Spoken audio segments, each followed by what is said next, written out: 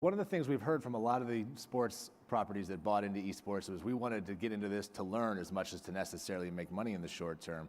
So right now, what are some of the lessons that a traditional sports property should be taking from the esports world?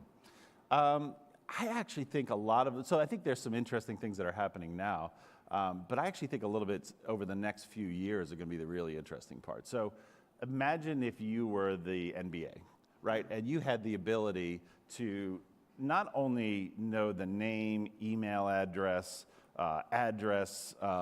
age of every single person who's watching your broadcast. You also knew what they bought over the last 6 months, what their favorite breakfast cereal is, all of those things, right? That exists. Mm-hmm. Twitch knows that.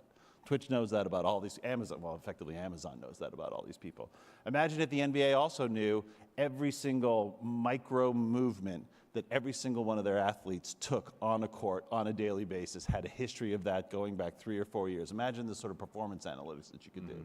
And so I think the amount of information, the type of information that's available in this world is actually going to start push the boundaries of how we think about sponsorships, how we think about engaging with brands, how we think about engaging with actually our players and the grassroots players as well. And I think traditional sports is getting there, right? E-ticketing, things like that are getting us to the point where we know some of these things. I think we can watch esports to figure out what to do with that information.